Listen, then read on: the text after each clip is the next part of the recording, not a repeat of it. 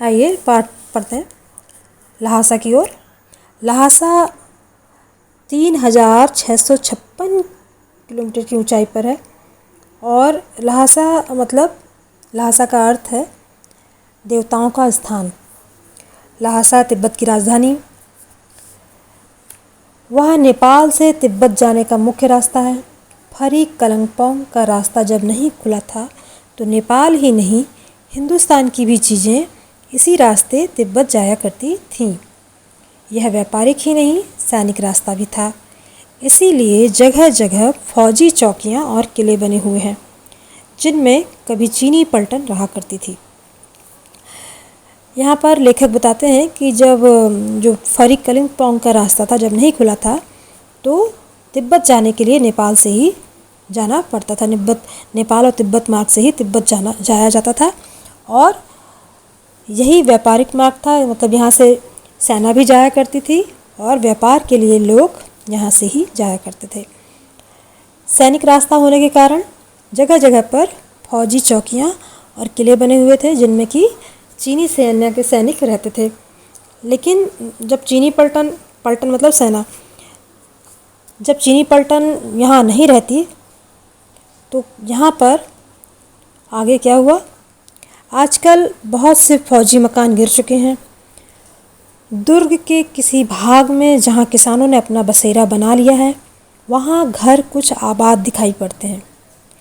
तो जब चीनी पलटन यहाँ से चली गई सेना तब धीरे धीरे कुछ मकान यहाँ गिर गए और किसी किसी जगह पर किसानों ने जो आसपास थे उन्होंने अपना बसेरा घर बना लिया।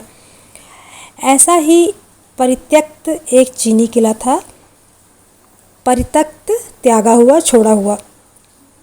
हम वहाँ चाय पीने के लिए ठहरे।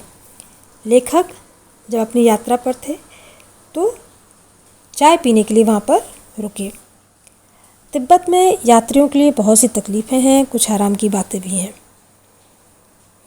जैसे मैंने पहले भी समझाया कि तिब्बत में जाने वालों के लिए तकलीफ़ें इसलिए हैं क्योंकि एक तो रास्ता वहाँ का दोनों तरफ या तो खाई मिलेगी आपको या एक तरफ पहाड़ एक तरफ खाई और एकदम ठंड एकदम धूप।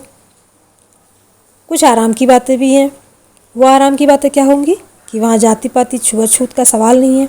वहाँ के समाज में न जाति पाति न छुआछूत नहीं है, ना ही औरतें पर्दा करती हैं।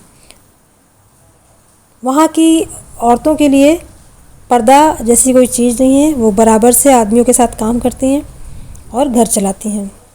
बहुत निम्न श्रेणी के भिखमंगों को लोग चोरी के डर से घर के भीतर नहीं आने देते, नहीं तो आप बिल्कुल घर के भीतर चले जा सकते हैं।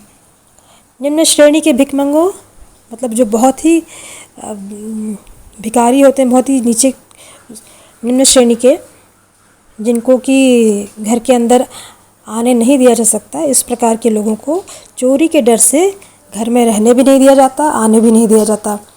नहीं तो आप अंदर जा सकते हैं, चाहे भले ही आप बिल्कुल अनजान व्यक्ति हों।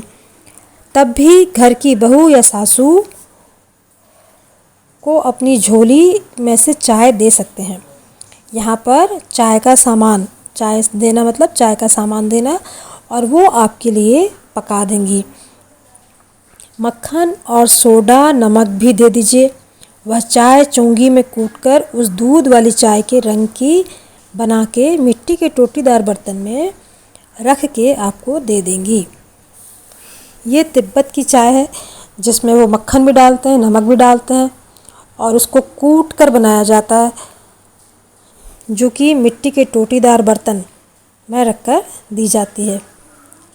यदि बैठक मतलब बैठने का कमरा जिसे हम ड्राइंग रूम कहते हैं, यदि बैठक की जगह चूल्हे से दूर है और आपको डर है कि सारा मक्खन आपकी चाय में नहीं पड़ेगा तो आप खुद जाकर चोंगी में चाय मथ कर ला सकते हैं।